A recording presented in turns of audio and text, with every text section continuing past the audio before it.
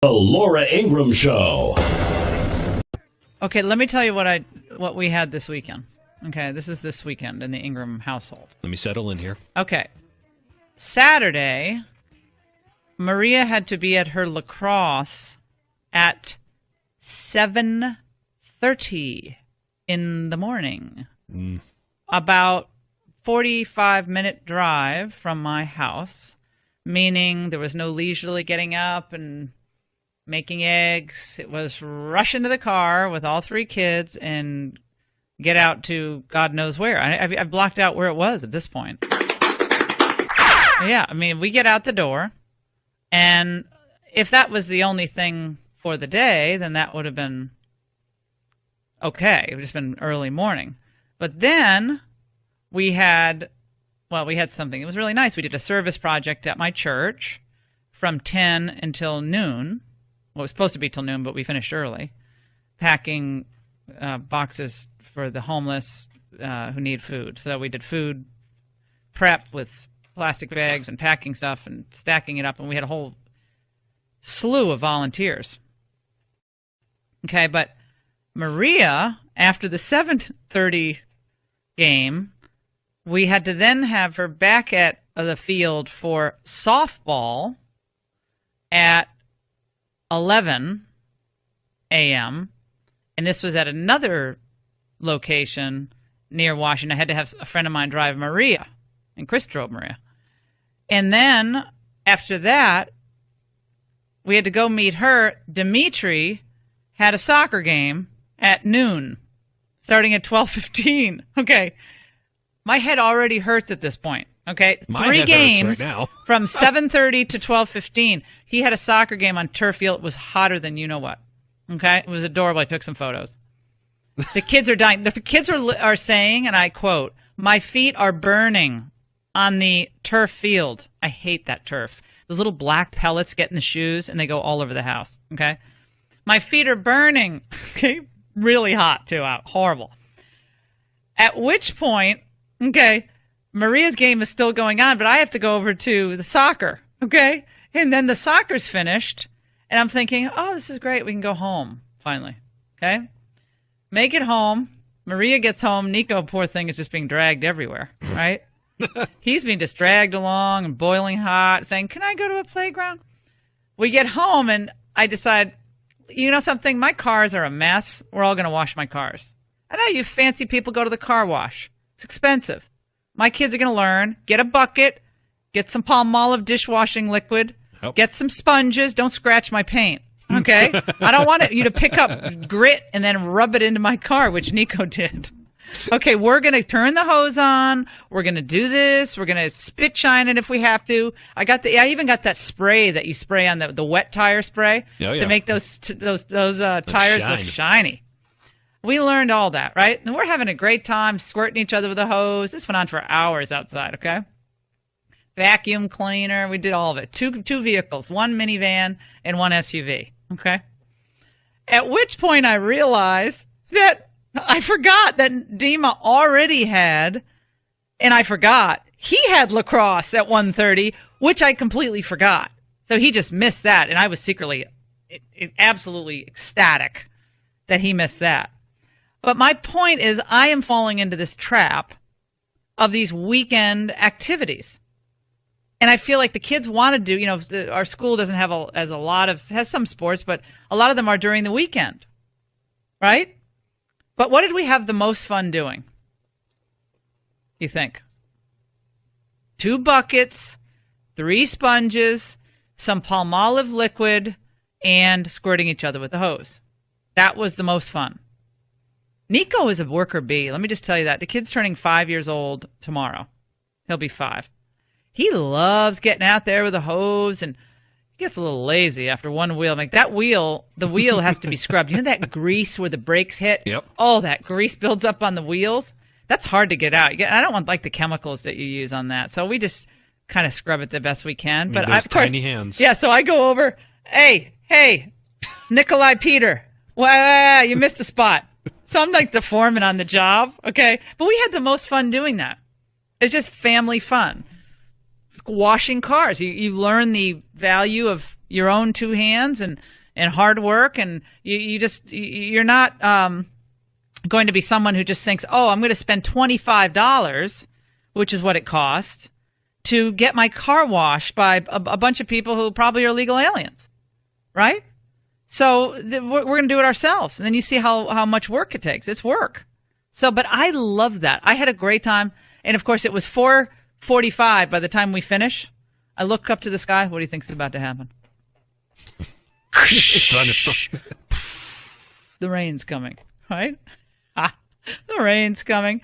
And I look down at my watch, and I'm like, I'm supposed to go to confession. I need to go to confession. I miss confession because I'm out there with the with the host. But I figure I get the dispensation or something. Is there a car wash dispensation for confession? You get the travel car wash dispensation. But this is a long-winded way of saying it's all too much. So there's a new movement called. It's a new movement. We're branding this as slow parenting now. The conversation going back to just let the kids be. Let be kids this summer.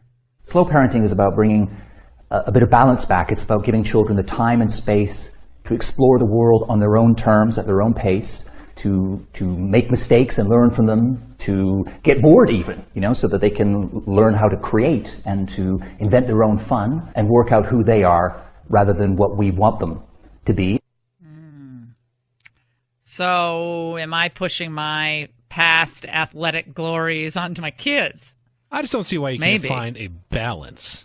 There needs to be fewer of these weekend games. My friend Doug said that when he has 4 boys who are all incredible athletes. They're all, one of them 6'9". 6'9". He's not a basketball player either, believe it or not. He's a great kid, ROTC, top student, amazing young man, Providence College, great kid.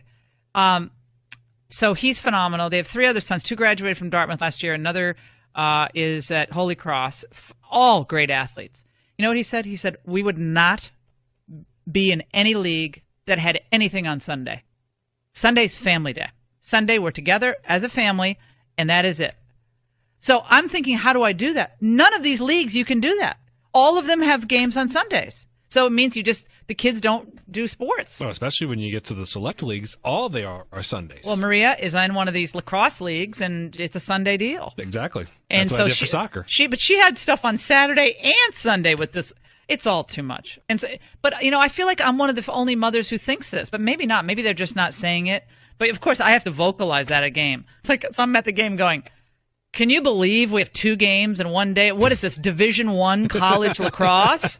Where, you got Stanford versus USC or playing Maryland and Virginia. I mean, this is not Division I. These are 10-year-old little girls, okay, who'd probably just like to be having a water balloon fight or, drawing or something. I don't know. So would you rather them do none of it?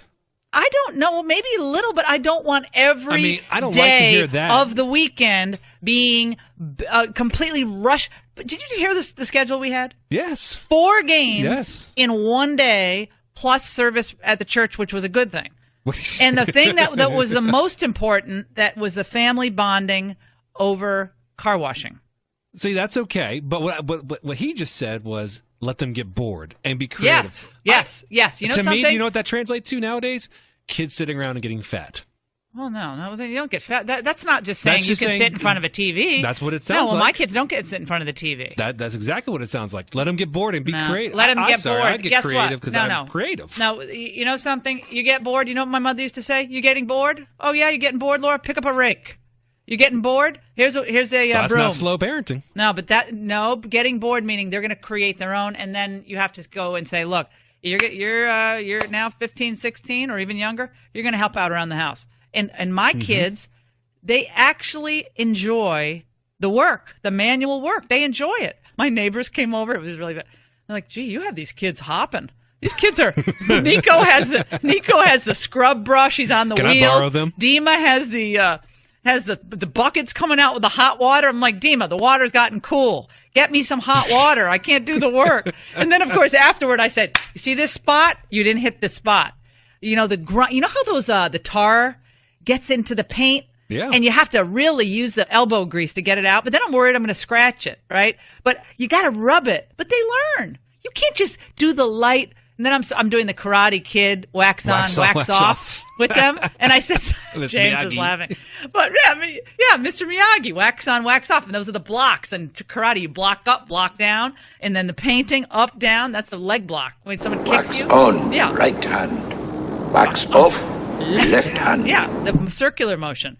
So we were doing but that was the most fun. This is a long-winded way of saying it is the most fun thing to do. Is just be together doing that stuff. But period. I just think there's got to be a balance between saying you're letting your kid be bored and, like you do, have them play activities. Yeah, well, do activities. I think it's definitely worthwhile. You know what? Hey, what are they going to find? What's Maria going to find out when she's playing lacrosse? She may be a great lacrosse player and get a scholarship.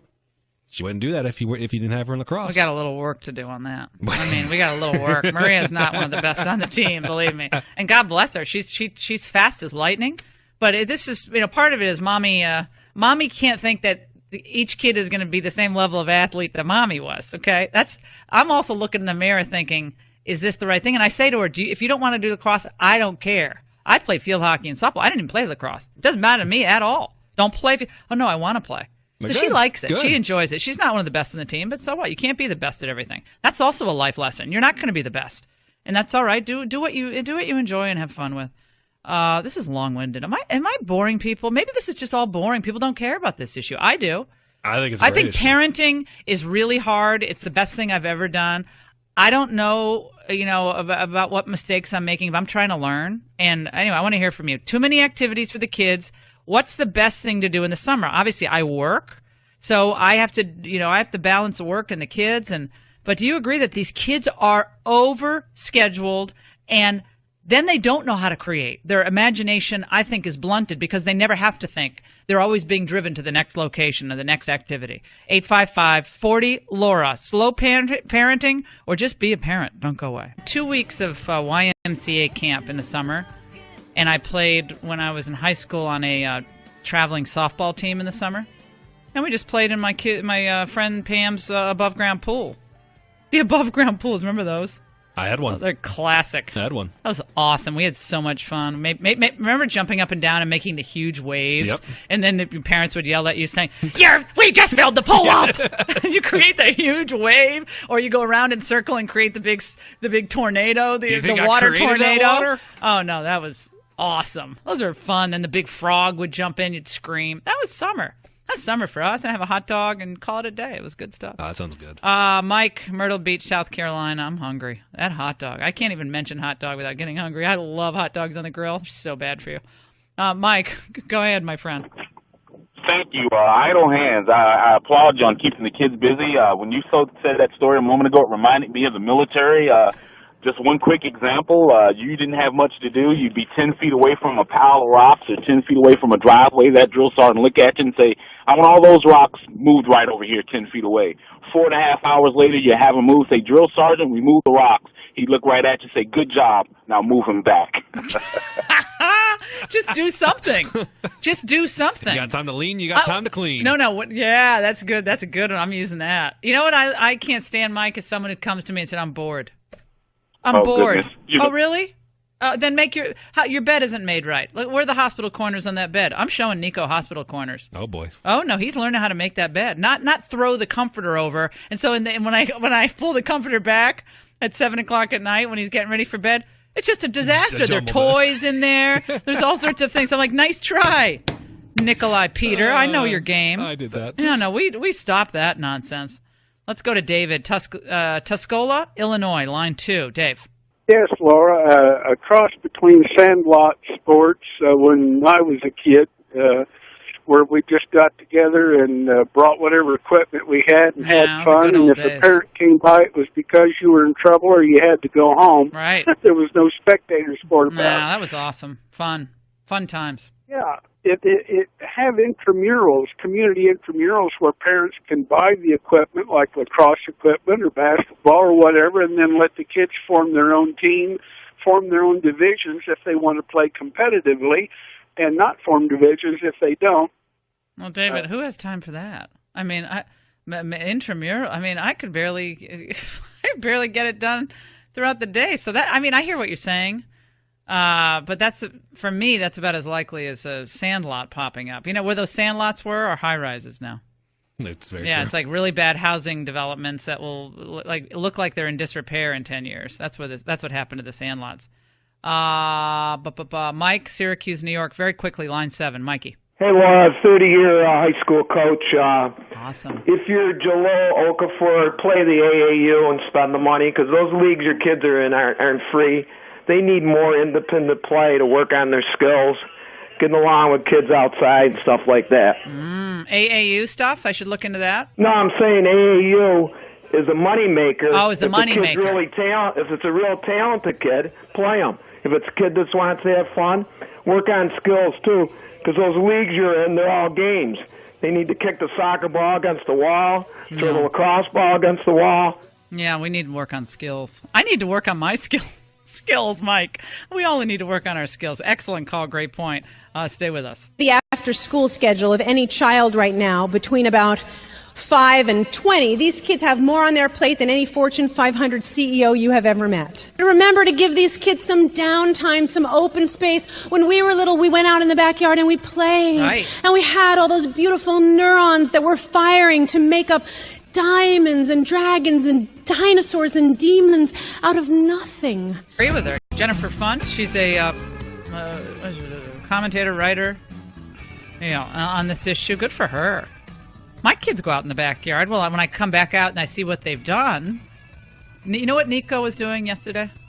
He had a hammer, an actual hammer, and he was hammering my stonework on my patio. Just because, the Russian Bam Bam is he just loves to hammer.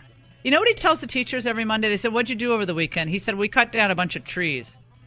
His teachers think I am just a horrible anti-conservationist. We don't cut down trees, but he loves the idea of sawing, cutting, pounding, nails, hammers. Fortunately, and a lot of stuff is broken in the backyard, but they have fun doing it. I thought you were telling me he pulls the trees Oh, down. he does that too. He pulls all of my flowers up. The tulips, the bulbs are scattered all over the lawn, but they're having fun. I mean, who cares? You can plant new tulips. So if the stonework is a couple $1,000s, is it really that important? Back on the Laura Ingraham Show, we're going to be talking in just a moment to Jonathan Last, a great book out called The Dadly Virtues. And it's a fun read about the ups and downs of fatherhood, the toughest job you'll ever love, being a real father. We've seen what happens when we don't have men on the scene, and I grapple with that because I have 3 adopted kids and a single mom. We're going to talk to Jonathan in just a moment, but I thought it was important just to close out this conversation of the overscheduled kids. We have a whole slew of interns coming in this summer to the Laura Ingraham Show. We've had amazing kids. Everyone's a kid to me, but amazing kids over the last 14 years of the show, and I've gone to their weddings. They've gotten married, kids now. And it's great to see their development. And Megan is at the University of Alabama, and, of course, we're big Alabama fans. Drew's from Alabama as well. Is this a pipeline now from Alabama we're going to have? Seems like it. I hope so. Good kids. Bias. But Megan's whole family, and Megan was into sports. Megan, what are you, 20, 21? 20. 20. Mm-hmm. Number one, I hate you being 20. No, I just teasing you. But you have a family that's all into sports. And am I making too much of this? By the way, I left out another lacrosse game that Maria had on Saturday, meaning 5 things on one day. Maria had 2 lacrosse, different times, and softball. Dimitri had soccer and lacrosse, and we had service project all in one Saturday, meaning we missed 2 of them because we just refused to do it. But am I making too much of this, or do you think these kids are getting burnout factor? No, so my little sister plays with Maria on the same lacrosse team, and she has 3 to 4 games on one day. Has Girls on the Run and has a running program, which is a great program, but that's in and of itself, that's a huge activity. Other things. She's only 10 years old. I feel like, and she's running these races with my mom. My mom's like, I'm like, how is Haley keeping up with you? What? And she comes home at 7 o'clock at night. My mom's having her do schoolwork still. She has guitar lessons. And for me, I grew up going to I went to Little Flower. I went right to my piano lessons, then right to my tennis practices, and I wouldn't get home until 8 o'clock, and then had to do homework, study, and then finally went to bed. It's exhausting. It's so tiring. And I think in the end, kids, they'll have fun doing some of the stuff, no doubt about it. They'll have fun. But we have to all ask ourselves a question, and I talk to all my friends about this. Are we doing this for them? Or are we doing this for us? Is it part of keeping up with the Joneses? I was asked the other day, oh, what camps are you going to? You know what I said? None. We have no camp scheduled. Maybe we'll do some outdoors thing, maybe. But frankly, I don't have any time to plan camps.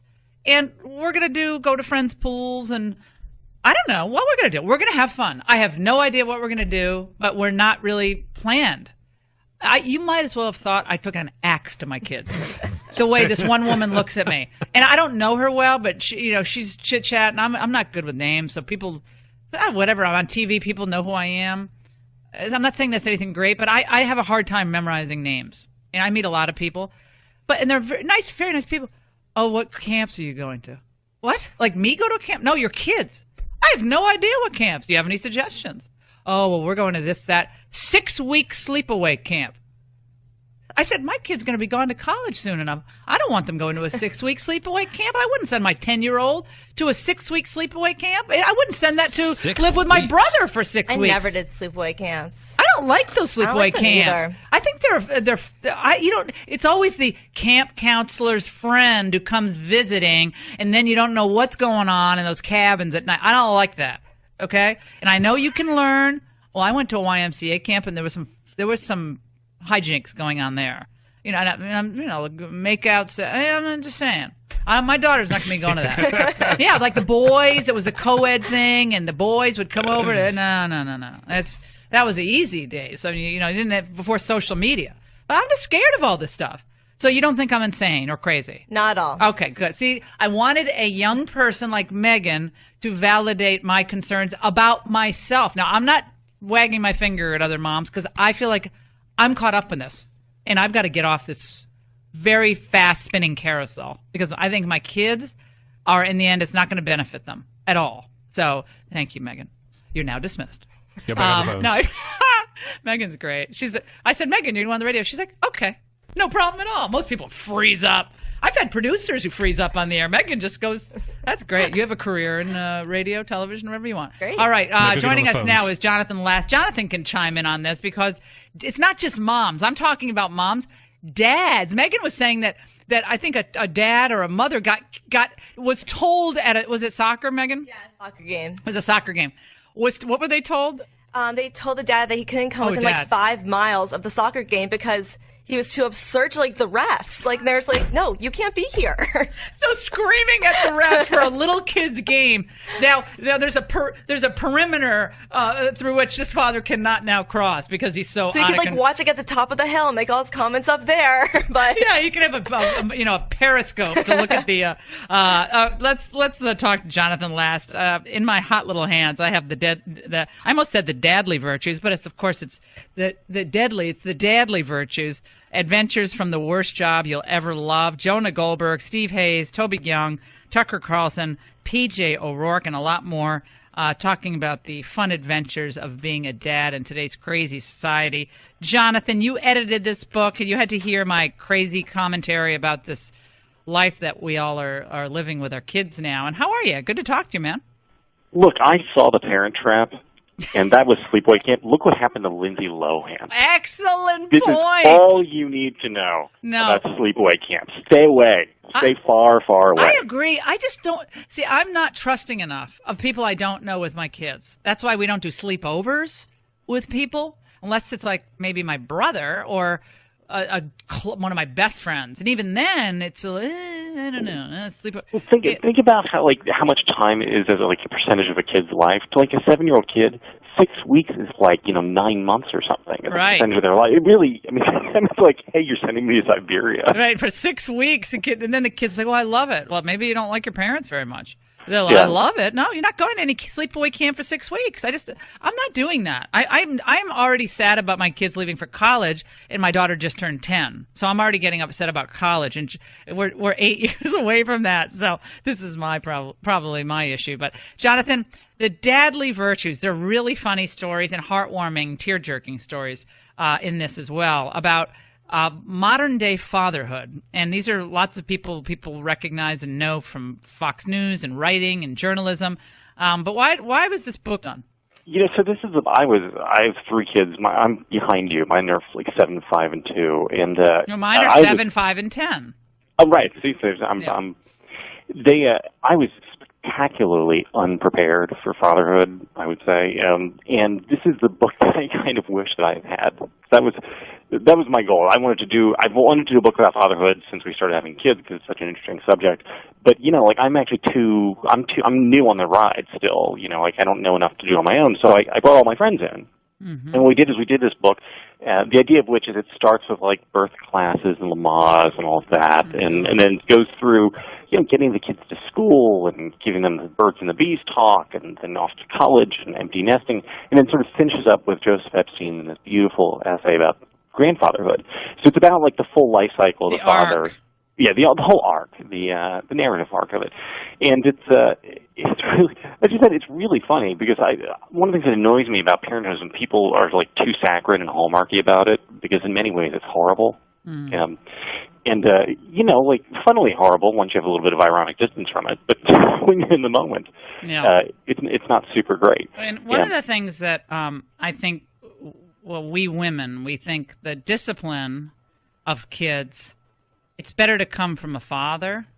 Like I'm in this situation where if Mike comes over and Mike has to fix something in my studio, I said, Mike, you talk to Dimitri.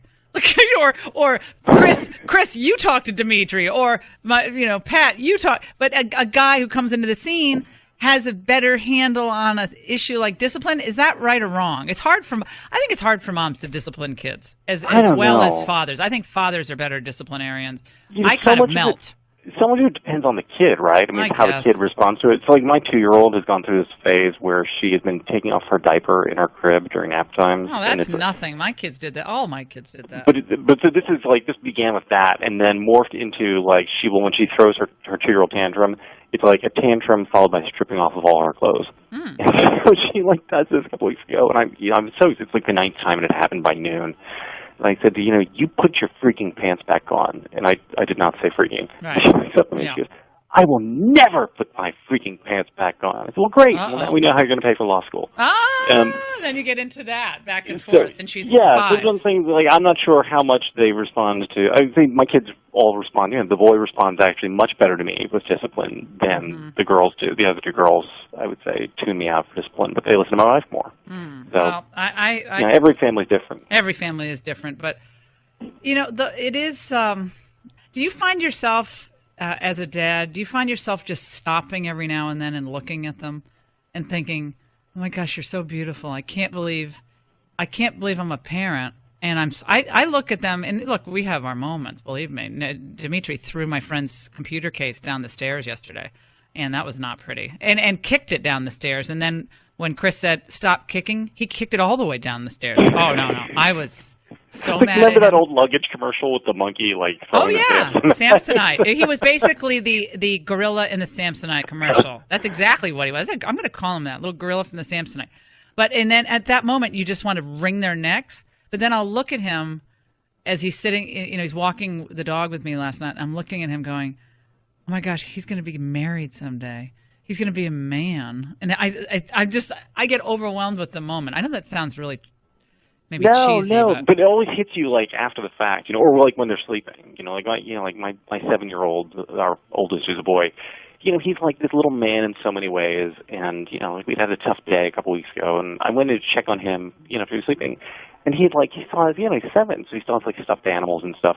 And, like, he had, before falling asleep, like, arranged his stuffed animals, like, all around his bed in, like, a little group. And I was just like, geez, you're still like this, you're like a little person who has Hold an interior life. Hold on to it, because it'll be gone soon. Yeah, I would say you can't get bogged down in the moment. No, and it'll survive the moment. Yeah, and it'll be like Toy Story, Jonathan, and he'll be giving away the toys, and they'll be in a box, and the little giraffe, and everything will be sent away. Now it sounds all sad. No, see, but the book is really fun, and a lot of these guys are friends of mine, like PJ and Tucker, and you do a great job of putting these stories together, and it's a great gift for new dads. because believe me, you're going to need to laugh through some of the difficulty and realize all of them have gone through it. And you're all going to go through the feeling like, oh my gosh, I'm not prepared for this. And we're never prepared. It's an ongoing process of learning. And when you get into a fight with your son, when he brings home that first girl with the tattoo on the back, small of her back, you'll realize you still don't know what you're doing, Jonathan. That's my view on this. You still won't have any idea. So it's always a work in progress. The Dadly Virtues, Jonathan edits it, Jonah and Toby Tucker, PJ write great essays. Thanks so much, Jonathan, for putting this book together. Great idea. Hey, thanks so much for having me on, Laura. All right, we're promoting this on lauraingraham.com, Facebook. Think of picking up a copy. Send it to that new dad or special dad in your life. Don't go away. I've had been blessed with 2 kids who play college baseball and drove all those kids around for years and years. But here's one other side of it is like embrace your kids who can move and run and walk, because I spent a lot of time at Primary Children's and Shriners Hospital, where one of my kids went to. Those kids cannot do, they're lucky just to be breathing air. And so embrace those kids, that your kids can move and enjoy what they're doing. I agree with you, Marco, but they can move and breathe in the backyard. They can move and breathe at a public park. They don't have to move and breathe in these high-stress, overscheduled weekends that are filled with so many games. I've missed 2 of them. But I see your point. I mean, embrace your kids and their interests and passions. Wait a second. Give the number. 855-40-LAURA. How long have you been with the show? Why don't you give the number? I'm sick. I can't remember. My memory's going. I'm trying to be with the family. 855-40-LAURA. I'll see you at Walmart. Mm-hmm. Well, I see this happening. Admit it, Ingram. You're going to be at that Apple store at 10:15 in the morning. Let me just say what Nico. Let me just say what Nico is doing. Put to the Macy's Thanksgiving Day Parade on. I'm leaving. Bye. Look at my eyes. Happy Thanksgiving. Okay, my eyes. Poor Laura. I'm in bad shape. My eyes. I'm not sleeping. I'm sick. Nico comes into my room at 3:15 this morning. And he does that thing where he stands. I hear the door open, and then he comes over. It's like E.T. Remember E.T. with Drew Barrymore kind of waddles into the room like in the silhouette? She wasn't E.T., ladies and gentlemen, right. But okay. And so he comes over, he stands, and you hear this because he's sucking his thumb. Like, Nico, take your thumb out of your mouth. Okay, we can't break the thumb thing, number 1. Number 2, what? I peed in mine bed. First of all, he didn't pee in his bed. He thought he did. So I get up and I check the bed. The bed's fine. I said, you didn't pee in your bed. He said, yes, I did. I peed in mine bed. He always says mine bed. It's hilarious. I said, Nico, Mommy is sick. You've got to go back to bed. Mine bed is pee. I said, no, it isn't. It's dry. It's right. This is 3:15 in the morning. Bring him back to the bed, put him in, he goes to sleep. No matter what I do, I'm saying the rosary. I'm doing the decade of the rosary. I cannot go back to sleep. I am tossing and I am turning. Annie's up and down, off the bed, onto the pillow, on the bed, onto the pillow, creaking in and out. I hear distant rumble of cars and the distance. I cannot go to sleep. Okay, it's exhausting around the holidays, and the kids are all getting excited because we're traveling. They're getting all excited, and you do get a sense of exhaustion from it all. Okay, and it's because you don't focus on the important thing, like your health and your family, and just being together. But the whole shopping thing. I've got a bunch of gifts last year that are still in the closet. I'm just going to give those to the kids. I forgot I had all these gifts. I guess they've kind of outgrown them. I just forgot they were there. And then I was going up to the closet looking for this document I needed. Like, what are these? It's like new friends you found. These are the old friends, but you just forgot them. New friends, new gifts. They're maybe they've outgrown them, but they're still good. Just saved myself $50. And they're wrapped, which is great. They're and wrapped. Time. Exactly. They're wrapped. So, but the shopping. Are you going out and shopping on this Black Thursday? I hate the whole Black Friday, Black Thursday. Oh, the Black Lives Matter people. Yeah, they don't want it. You can't have to say Black Friday because you're getting in the black. I'm surprised I'm surprised there isn't politically correct protests against calling it Black Friday. 855-40-LAURA. Are you going to be shopping on Thanksgiving? And what do you think about all of this, the shopping mania? Stores are usually in the red until the holiday season, and then they usually pick up their steam. I think I'd prefer that they didn't open up until early the day after Thanksgiving versus on Thanksgiving Day. So the focus stays on Thanksgiving versus getting out there to shop.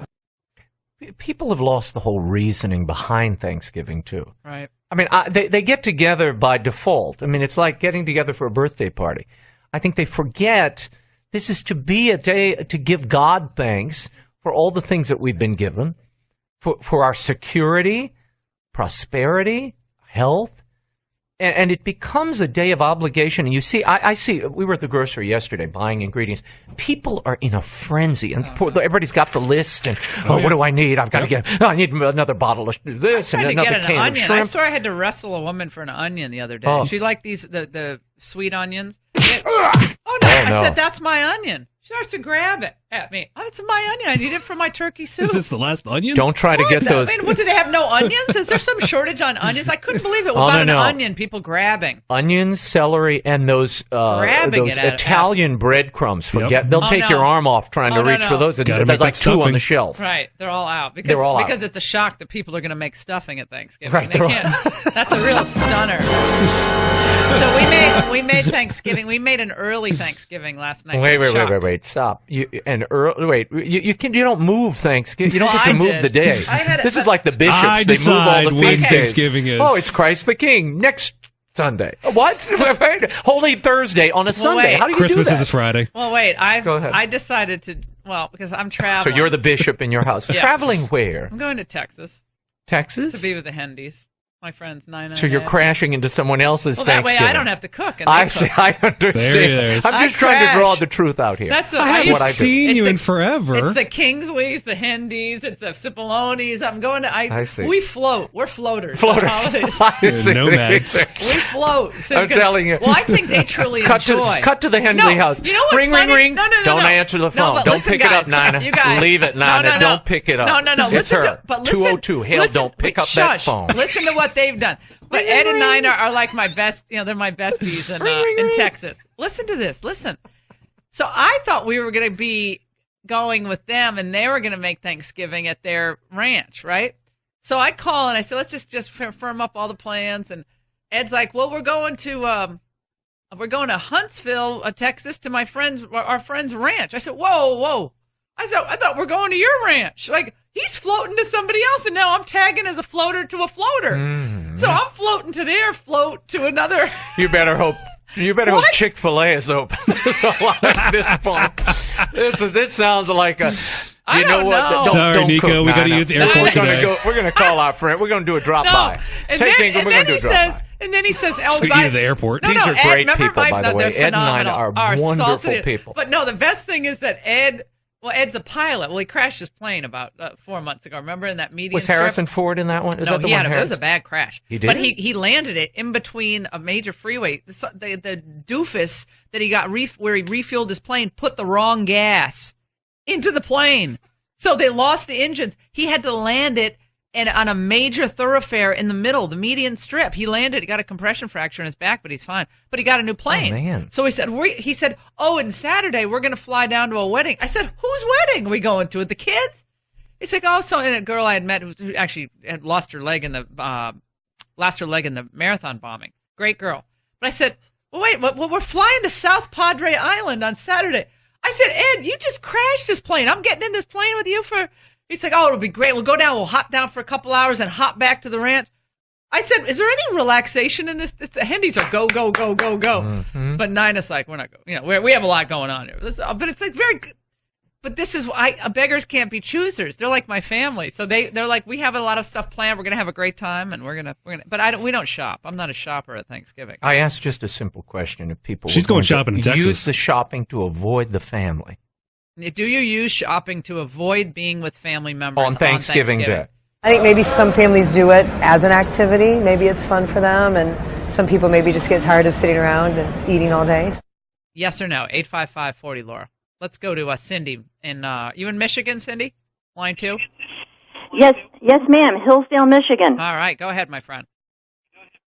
Yes, I think shopping on Thanksgiving is absolutely atrocious, and as a counterbalance to that, I recently saw a TV ad for, I think, Marshalls, TJ Maxx, and Home Goods. I think they're on the same consortium. And they said they are not opening on Thanksgiving Day because that is a day that family and friends should be together, and they feel their employees should be home with their family and friends and not in the store. And I just stood up and cheered. I agree with that. And I understand a lot of these businesses are really struggling, including Macy's. Yep. I'm not sure Macy's going to hit its forecast. It's going to have some bad deal out there for the spending. I think it's a terrible trend because they're capitalists and they'll make money and they want to start the frenzy. I'm not sure why. Why wouldn't you? I mean, it's all about money, but I think we have to put our priorities in order. I hear the Thanksgiving Day parade this year could be only water balloons. Very small, the little parade. I thought you were going to go Trump on me and say only waterboarding. No. It's only waterboarding. Just little water balloons. Parade. They're just going to parade for a half a block this year. Wouldn't you just like to puncture one of those things No. and have it fly all across Manhattan? Just for fun. No, just to see how far, if you let it go, how far would let it go? Let it go. Like, let it go. Like, I would actually like to see, like a Rosie O'Donnell. I want a Rosie O'Donnell balloon. Have that thing just go. Oh, gosh, that children would be are running. The dogs are running in gosh. Central Park. They have like 60... Take cover! They have like 60 people holding each of those balloons down. I'd like 50 of them to let go and watch the other 10 drift off. Oh, that yeah, would like be up. kind of cool. Like it would be yeah, up. They would go up. Up, and they always have a new balloon. The new balloon is a Mujahideen? You can't not. No way. What?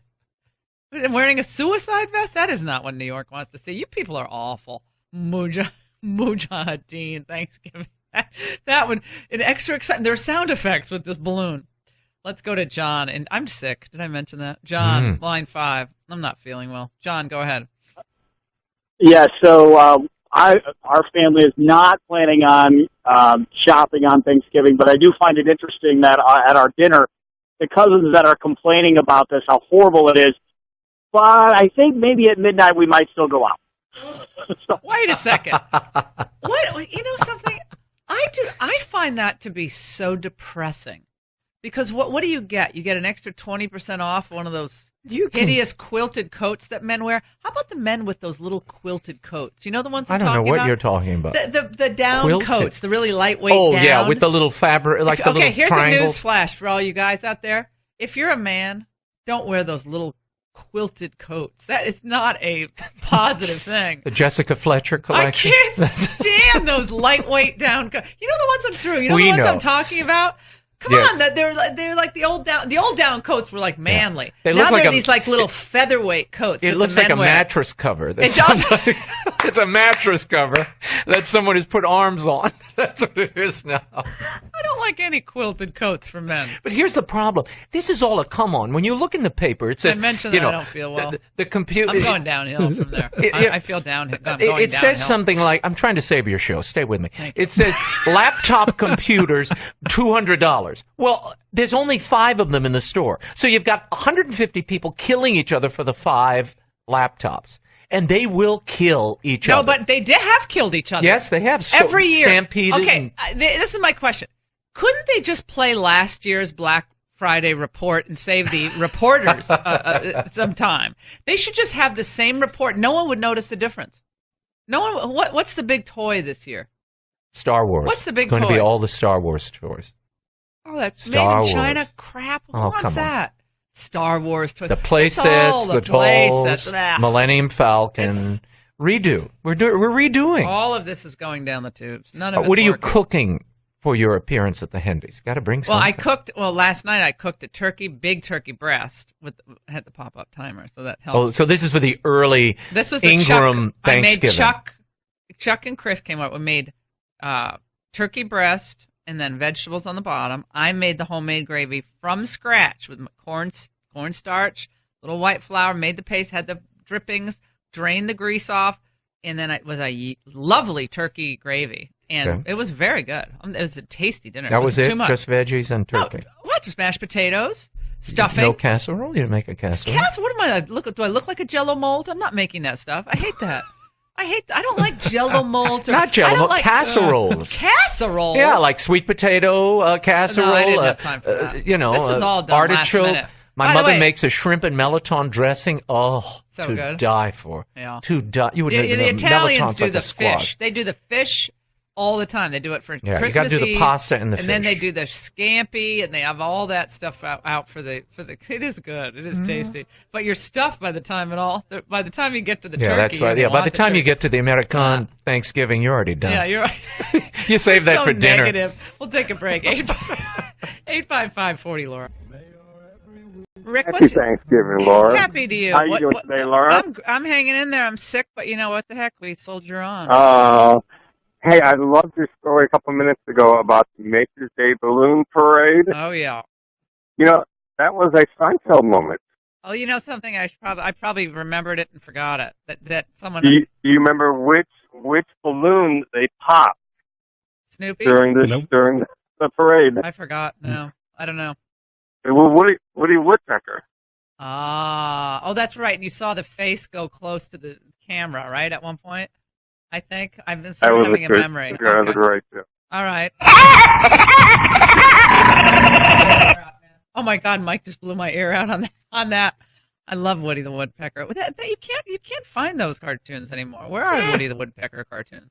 You just can't find any of those good ones. It's all that lousy stuff now. John in Indiana, line 5. John, go ahead.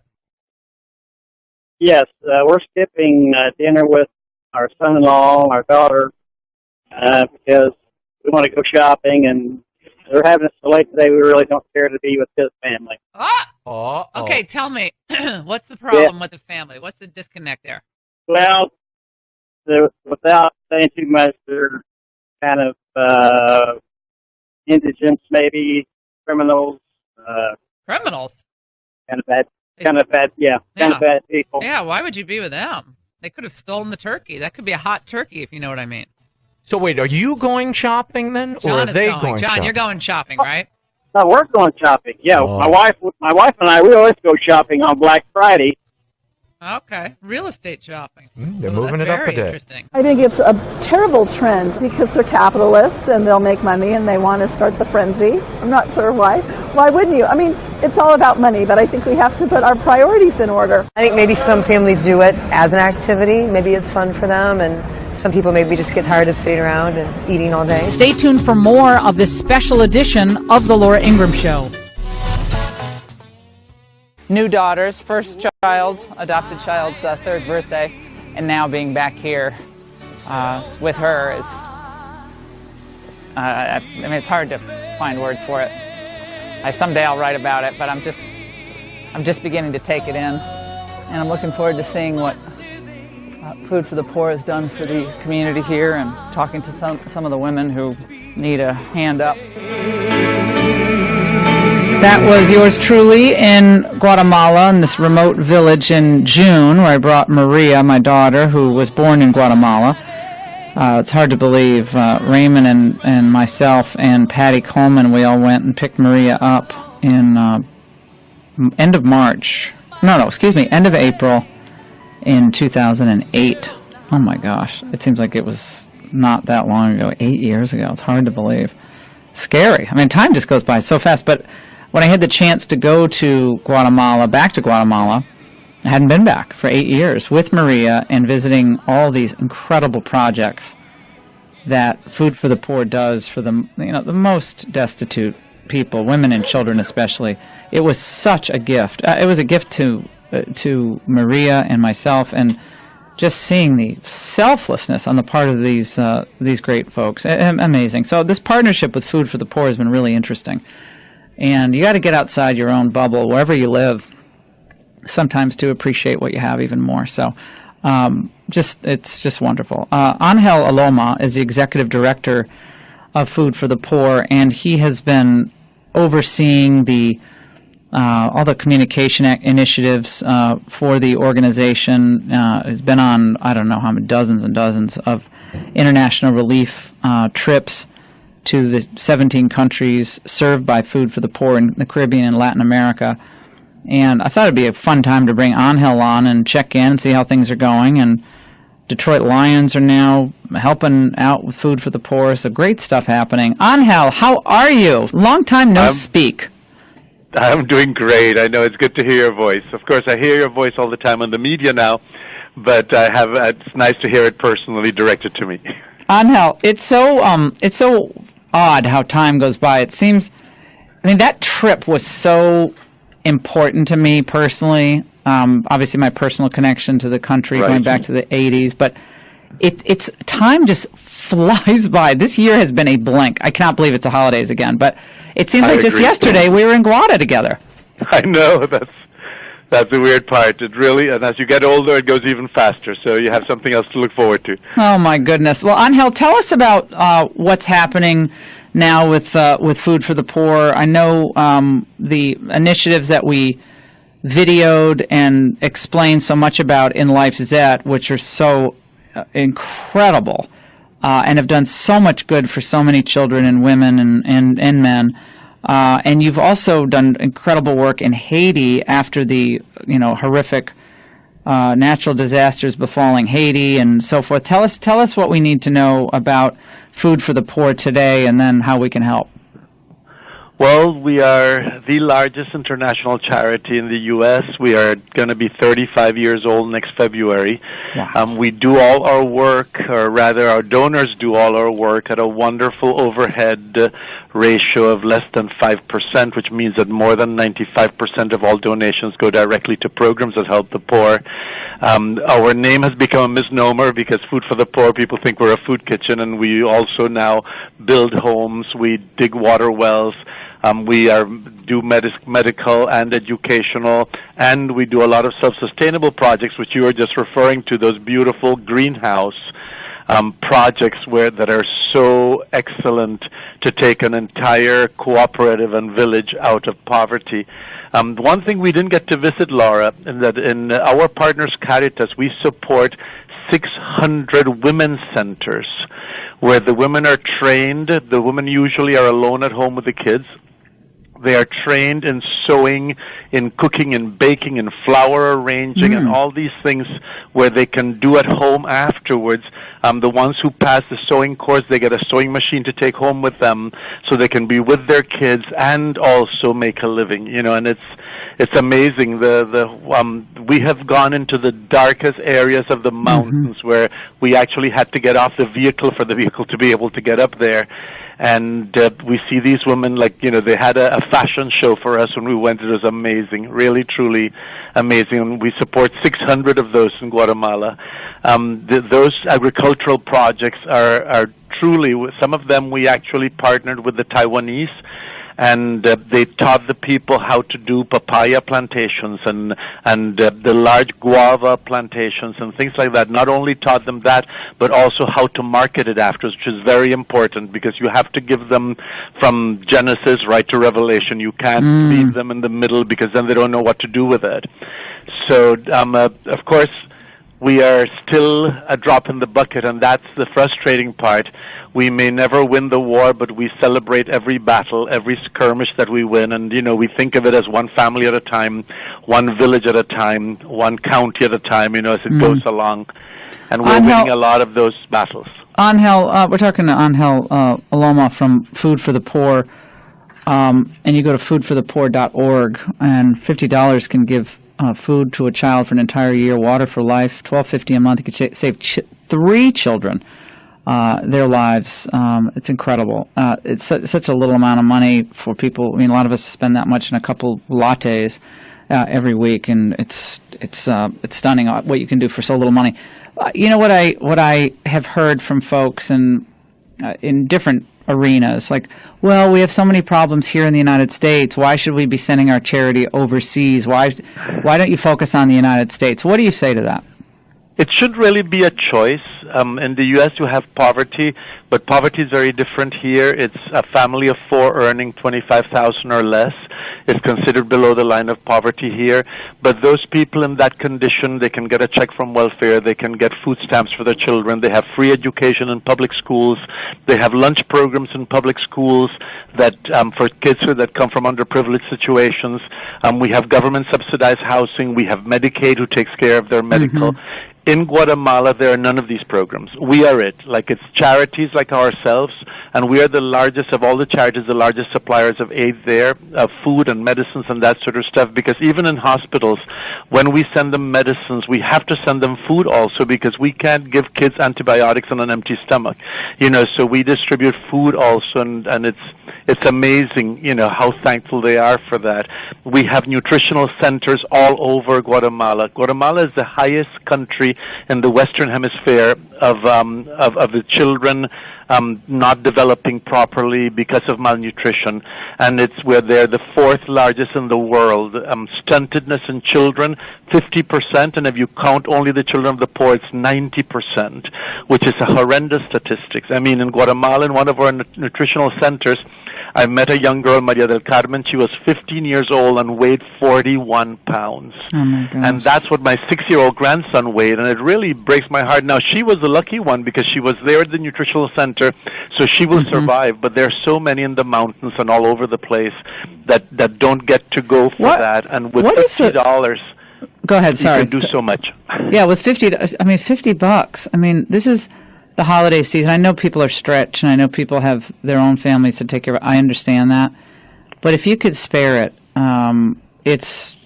it is life changing and life saving. And I sent $1,000 last week to kick us off. So this is life. You save lives. I mean, when you write a check, you actually are saving lives. I've seen it, and I've witnessed it, and the people who are on the ground, by the way, people have to understand this.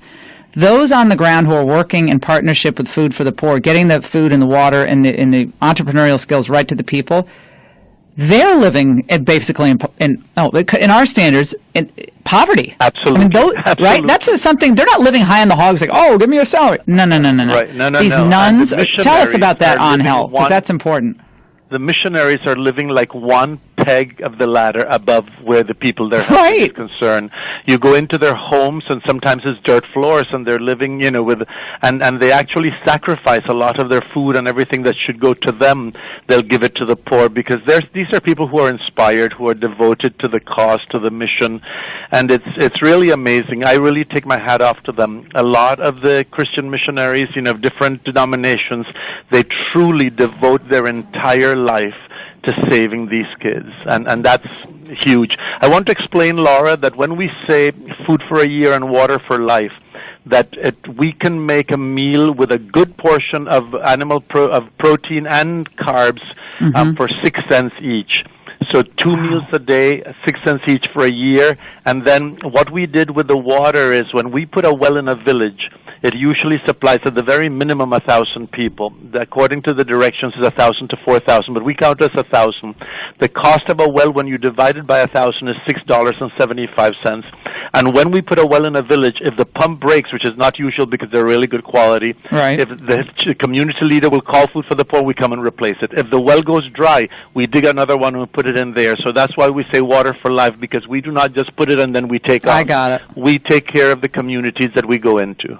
Oh no, it's amazing. Angel, what do we know about Tomas, the little boy that we saw who was rushed to the hospital? Do you remember him in one of the last feeding? He survived? He survived, to the point where he's back with his parents now. Oh my gosh. It was touch and go in the hospital for a long time. Sister almost stayed there 24/7 to make sure that he got the attention, because in these countries sometimes they're short-staffed and they don't quite get all the attention and the medicines and stuff. So she was there like a policewoman, like a sergeant general, making sure he got the stuff he needed to get. Because at that point also they have to feed them very light liquid food until their stomach gets accustomed to food. But I really thought we were going to lose him, because when let me just describe this. Yeah, Angel, I'm just going to describe this. Sure. This was in a very remote area. It was about 4-hour bus ride from Guatemala City, and hot, and it was way up in the mountains. And we got there, and there was a little boy in one of those saucers, but he could barely hold his head up. And he was skin and bone, so skinny. He had those hollow-looking eyes because it hadn't eaten.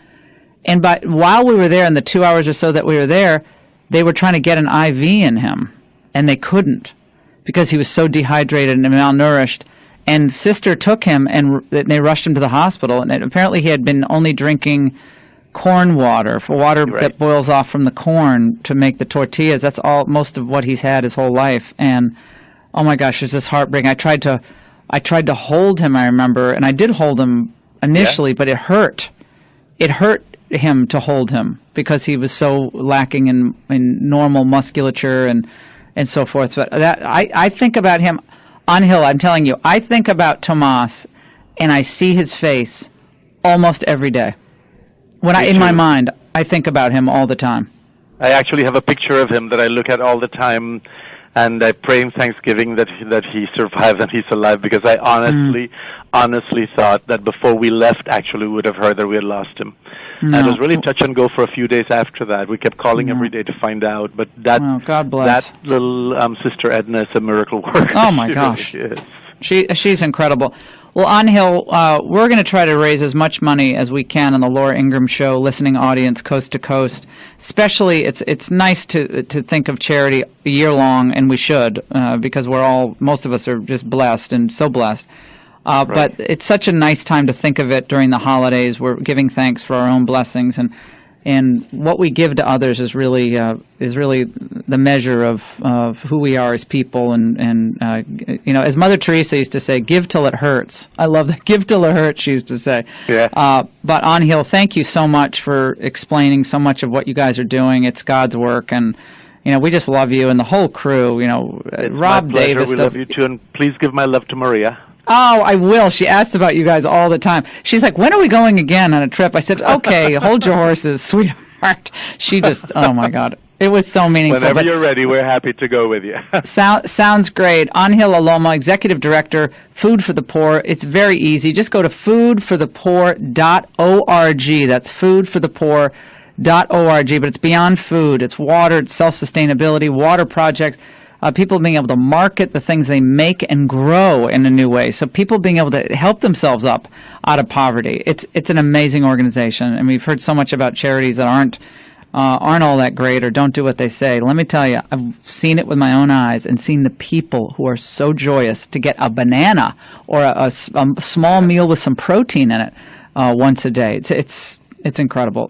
Angel, thank you so much. Have a wonderful holiday season and a Merry Christmas and all of that. And we just thank you.